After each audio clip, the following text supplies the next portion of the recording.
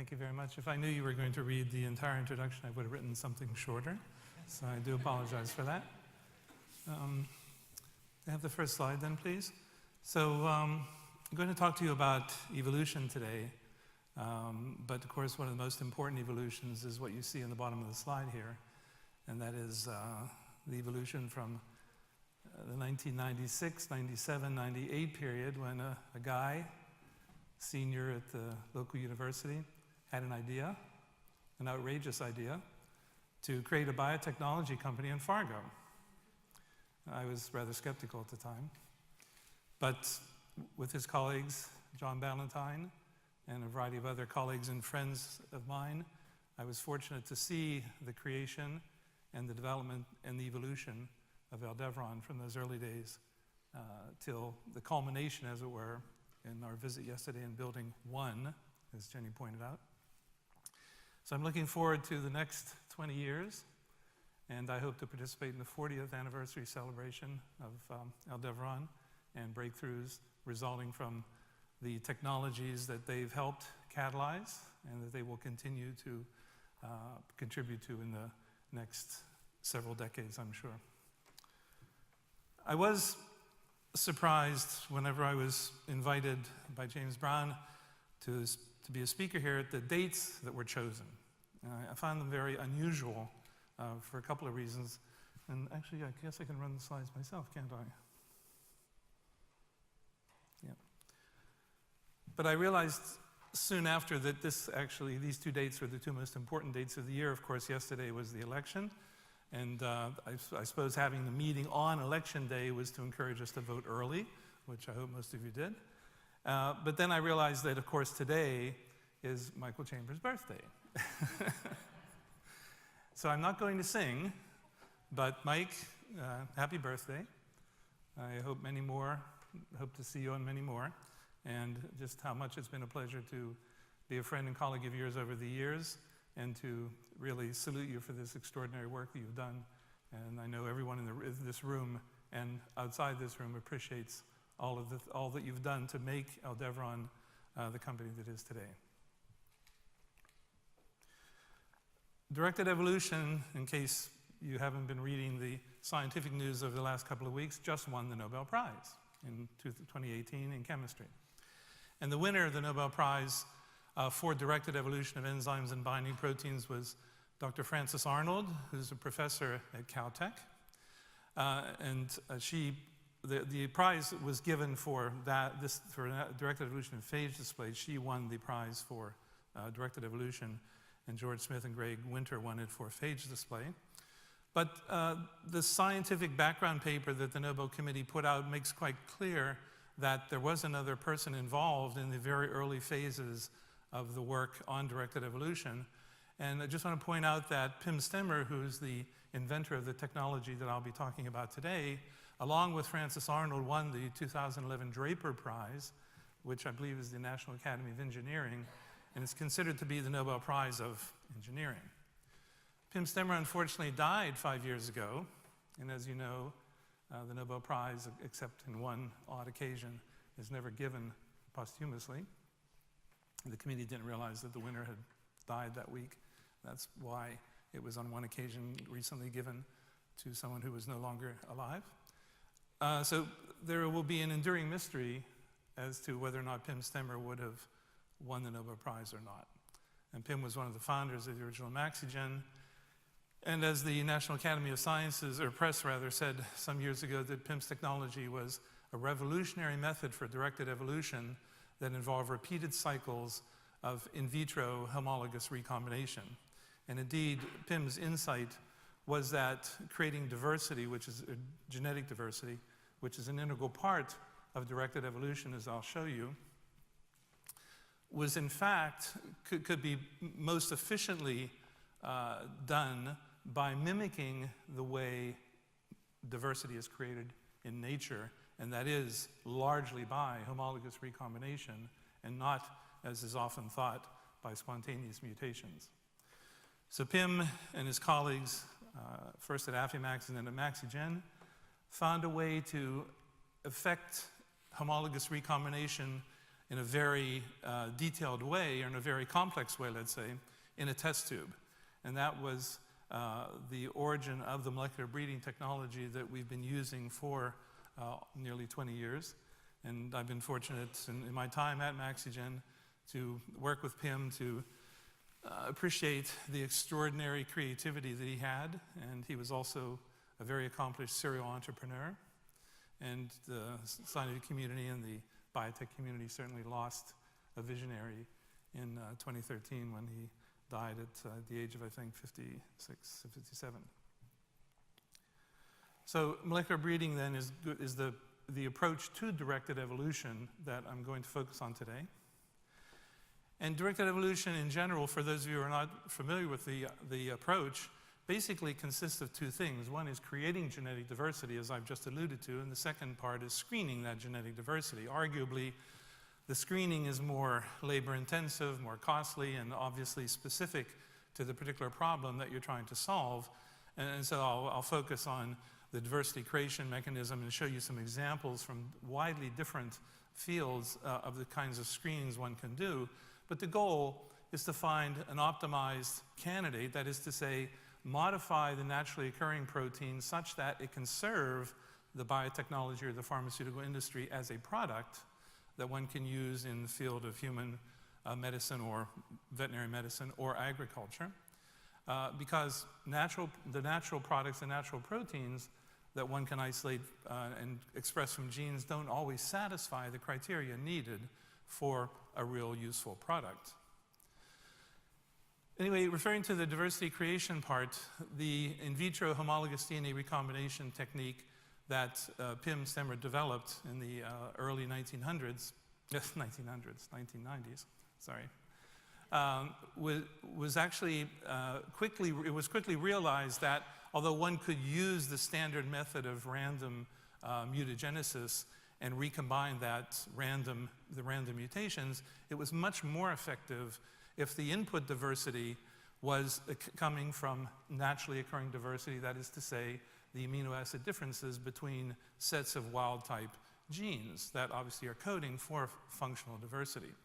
So these days we make what we call high-quality functional libraries of chimeric variants, usually starting with naturally occurring diversity. And this has a number of advantages, and basically it allows proteins, it's actually a relatively conserved strategy, a conserved way of making diversity while not lacking at all in the theoretical combinatorial possibilities that result. But the high quality of libraries, which is to say libraries in which the majority of the variants are functional, comes from the fact that when we're beginning with functional diversity. Now, one way to look at this is to go to Wikipedia, read their definition of directed evolution, and to follow along on this landscape slide, which comes from a thesis of a British student a number of years ago, and which is actually very effective in illustrating what we're trying to do.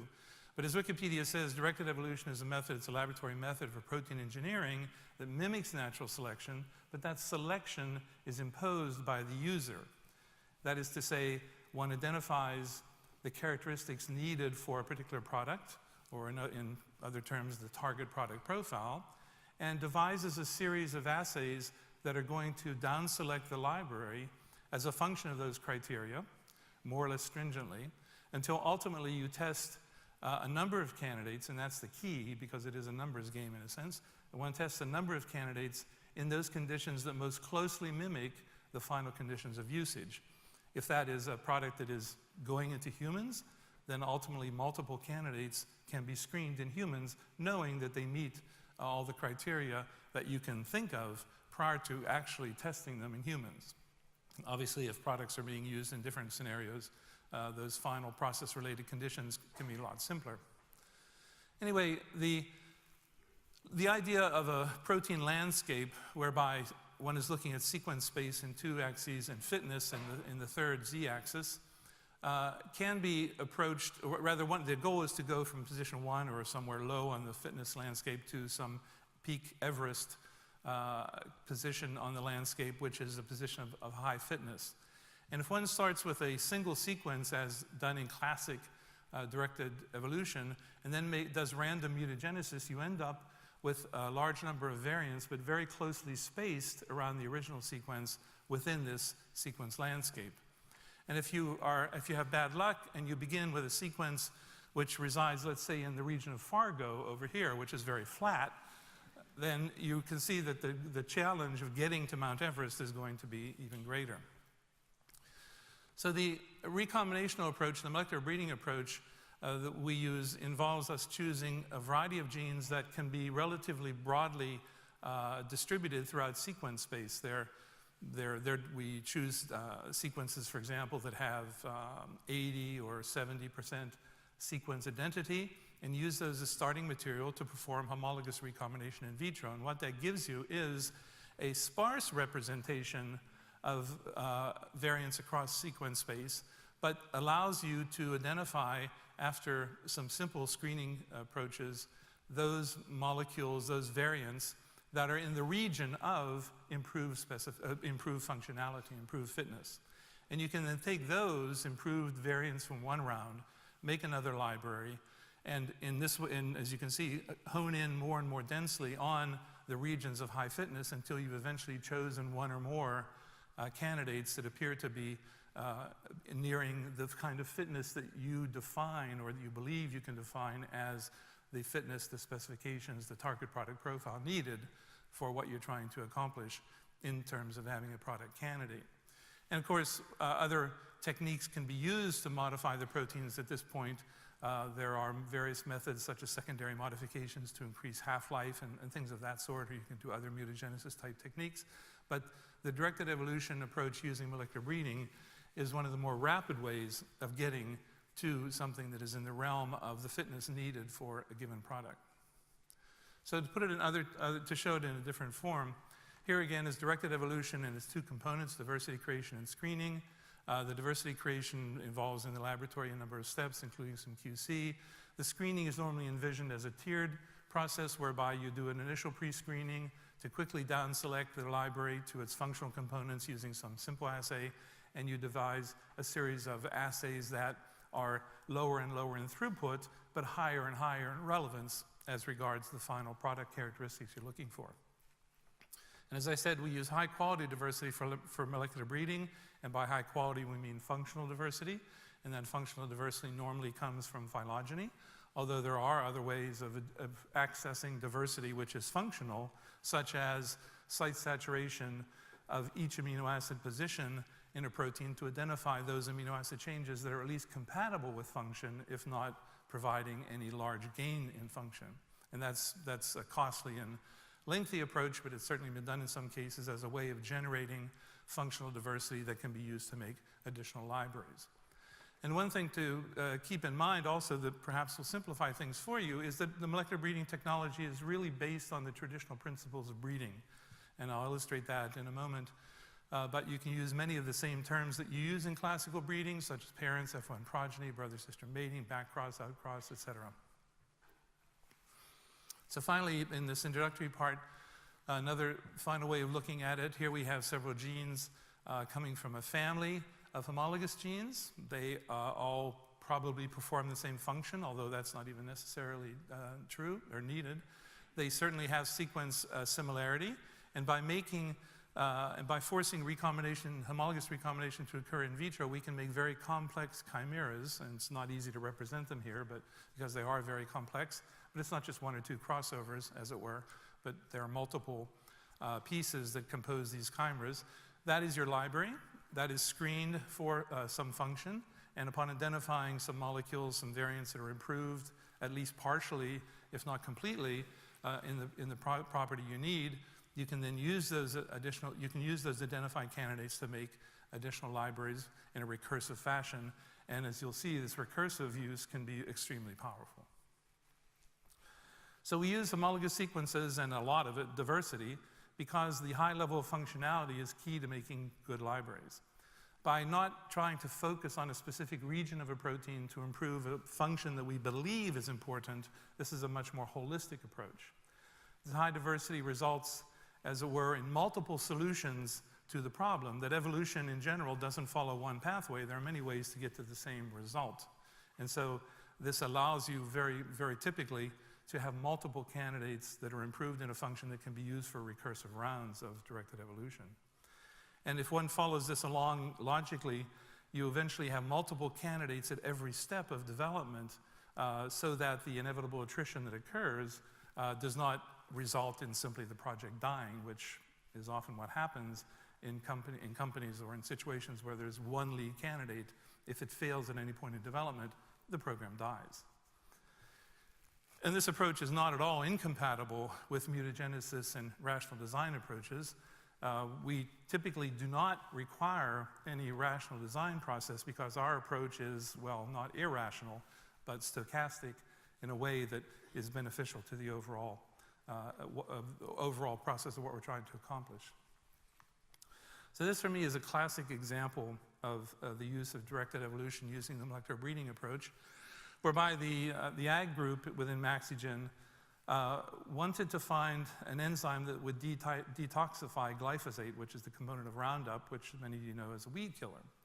There's no natural enzyme that carries out this function, but of course there are multiple enzymes that can acetylate various substrates. And so they found some proteins from soil bacteria that had a little bit of activity in acetylating glyphosate, and eventually used that to make a series of libraries in which they made a single library, found some improved molecules, did brother-sister matings, made recursive libraries, but eventually seemed to come to a plateau because the diversity was very limited at that point.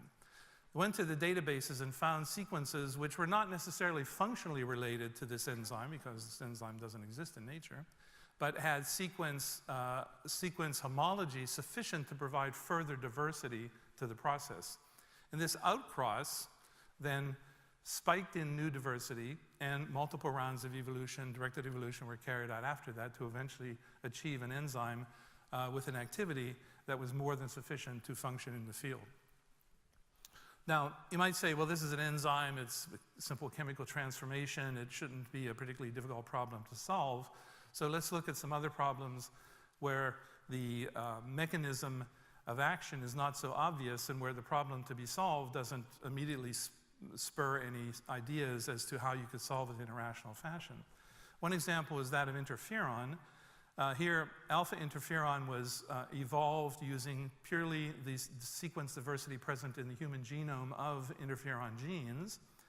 And the ability of interferon to stimulate antiviral activity in some human cell lines was increased about 100-fold over the most active naturally occurring interferon. But interferon also has a cell proliferative property, which is thought to be related, or an anti-proliferative property, action, which is thought to be related to some of the secondary effects that occur when it's used as a drug. But in spite of the fact that there was a 100-fold or more increase in the antiviral activity of this interferon alpha, the anti-proliferative activity was not changed. So that shows that in a complex process where there's binding involved and signal transduction involved, that without having any idea what mechanism needs to be specifically improved, you can get such an improvement and separate activities within a protein one from the other so that you can specifically evolve one particular set of activities which might be beneficial. Now, an even more complex situation in terms of being a black box is that of immunogenicity. There's very little rational thinking to explain why a given protein or a given modality results in high or low immunogenicity. So in an early project that carried out based on a model system I had been working on for a long time, we tried to evolve the hepatitis B surface antigen, which is the basis for the commercial vaccine, and it's been well studied, and there are assay kits that you can use to measure antibodies in very relevant ways. We undertook to evolve this by simply keeping the major immunodominant epitope constant and allowing the rest of the sequence to vary using homologs from other hepatinovirus sequences. The screen, after having simply verified that clones were functional and made protein in cell culture, the screen was directly screening for immunogenicity in mice. And we carried out that assay in about 300 animals in each round. After one round of directed evolution, we found some improved activities. Not many variants were improved, and the improvement was not enormous. But we used those to make additional libraries, and in the second round, we identified more variants with improved activity, and the best variant had higher activity than those found in the first round. So this is a very typical result coming from the recursive application of directed evolution, but in a very complex situation where we have no idea really what accounts for immunogenicity. There would have been no way to approach this easily in a rational design fashion. I want to just mention AAV, not because I have any results to show here today, but just to point out that here's another problem that may require the simultaneous optimization of multiple parameters. On the one hand, modifying the capsid can allow you to increase activity, improve assembly, in other words, perhaps stability, modify tropism, and increase or decrease immunogenicity depending on what you're looking for. In addition, of course, the virus is carrying a transgene, and the transgene itself can be improved, or the control elements can be improved by a directed evolution process. And during the production of AAV, in addition to the other helper functions which we're addressing in separate projects coming from adenovirus, the replicase protein, the rep gene of AAV, can certainly be a target of improvement in terms of accuracy to allow for the replicase to excise just the AAV sequences from the plasmid backbone and not excise any extraneous sequences. So what makes us think that we could address a problem like this with the molecular breeding directed evolution approach? And I'll illustrate that by a project that was actually done by Janelle Miranaka, who's Maxygen's current director of operations, but this was in a time when she was a denizen of the laboratory and was still doing laboratory bench science. We'd been working on dengue vaccines for a number of years, and we came to the conclusion that the best vaccine would probably be one based on virus-like particles. And it's a very common tendency in vaccinology these days to try to make virus-like particles, because some of the very best vaccines that are out there, the hepatitis B vaccine, the HPV vaccine, are based on virus-like particles. Unfortunately, dengue is poorly expressed in terms of making virus-like particles, so we addressed this problem in a directed evolution way. What was required was that we introduce the gene for the polyprotein, encoding just for the polyprotein components, but none of the other genomic components. But this polyprotein gene needed to be expressed, processed in terms of proteolytic cleavage, receive secondary modifications, be transported through the ER and Golgi, assemble, insert itself partly in the membrane, and be exocytosed. A very complex process, and we were not about to address each of those steps independently. So we just used a library by isolating individual plasmids, transfecting cells, and measuring the output in what was basically a very low throughput kind of screen. But because we had libraries in which the variants were, the proportion of variance was very highly functional, we were able to do a relatively low throughput screen. So the individual transfections then were measured first by secretion in an ELISA type assay. Those that showed some production of protein were then analyzed in a simple cushion centrifugation step, identified those that pelleted some macromolecular structure, eventually ran some of these on the ultimate low throughput assay, which is a sucrose gradient, and identified those that were clearly forming virus-like particles, had a certain density, did not have a lot of free protein, did not have a lot of aggregates, and found a number of molecules that were improved with respect to expression. And that's shown at the bottom here on this gel, and won't go over all the details, but the bottom line is that the several control wild-type dengue sequences that we were using as references that we got from the Navy, who's been working on dengue for decades, were very poorly expressed, whereas this simple experiment of directed evolution allowed us to identify multiple variants that were forming virus-like particles, bona fide virus-like particles, and were very well expressed and were clearly in a realm of expression levels that could be used to begin a commercial development process based on these sorts of results. So I want to end then in the last 50 seconds just to provide this summary for you, that the examples I've shown today, and as well as others that are published that we've worked on in the laboratory, allow one to consider improvements in the areas of activity, solubility, secretion, specificity, as I say, substrate specificity, expression, resistance to inhibitors, thermostability, aggregation, assembly, processing, affinity, immunogenicity. But the most important thing is that you create a target product profile that you understand in advance that what you screen for is what you're going to get. And if you keep that in mind in carrying out a directed evolution program, you can improve one or more properties simultaneously and really address many of the shortcomings that have traditionally been showstoppers for the development of pharmaceutical products. So I'll stop there and be happy to take any questions.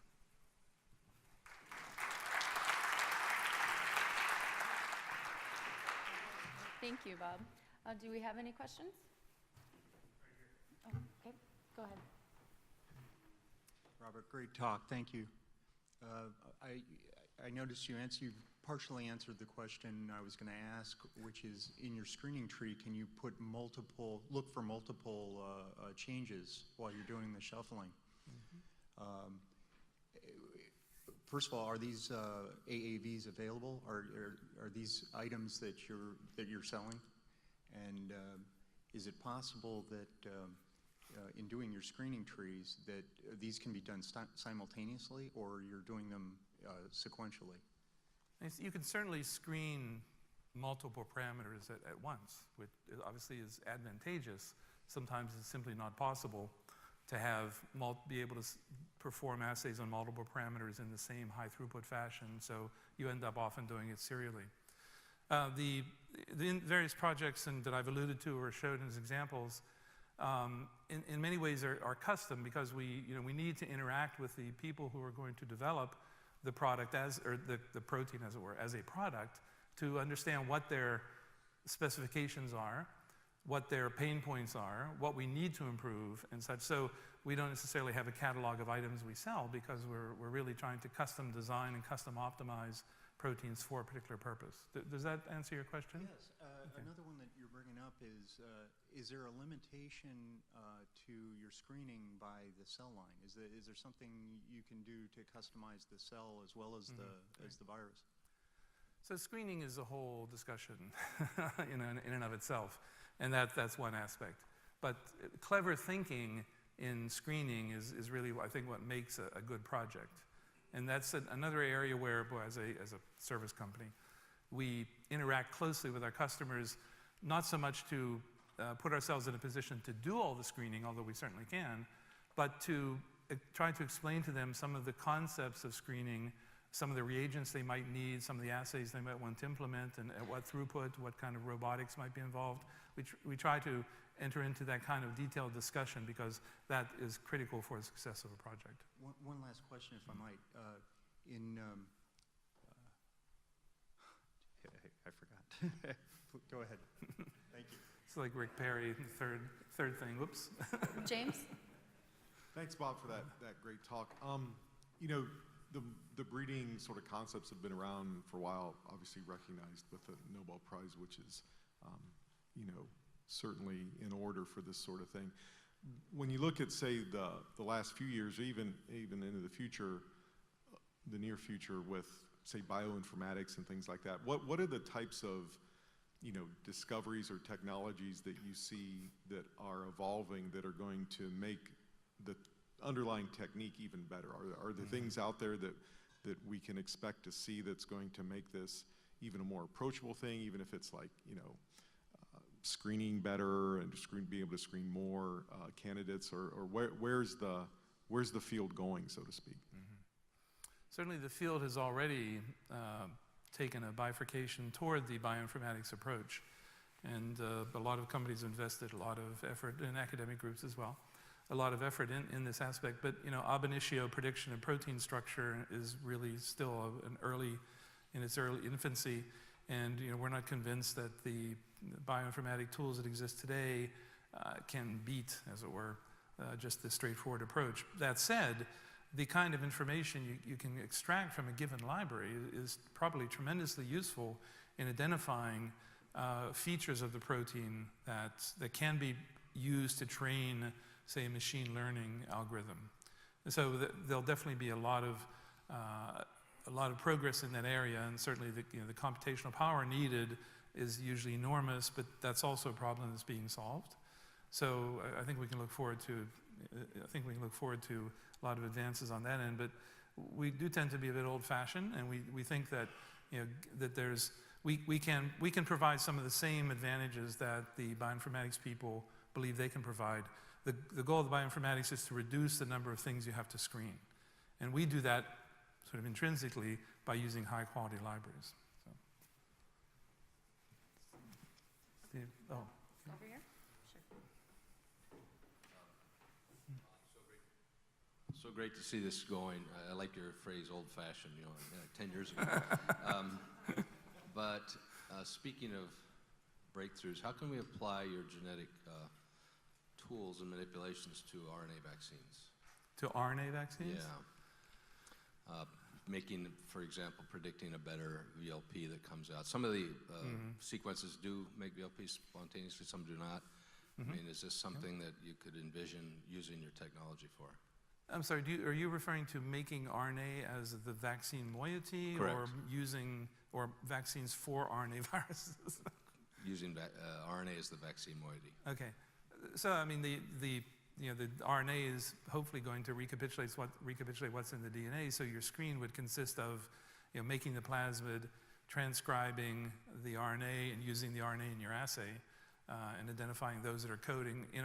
Again, for example, it's an important point that we never change horses in the middle of the stream. In other words, if we're screening using a plasmid, the plasmid should be the product. We don't screen as a plasmid and say, okay, now we'll just make the recombinant protein and everything will be cool.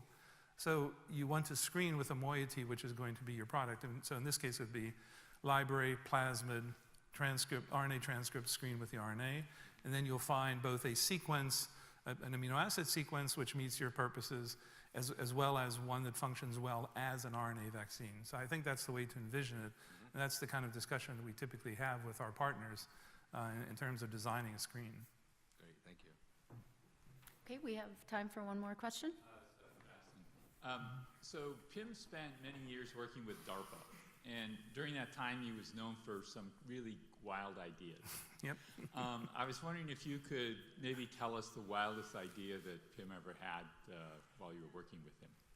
I'm not sure if it came from him, but there was an idea once of a bacteria that would oscillate and that when once put on the moon would flash Maxygen, something like that.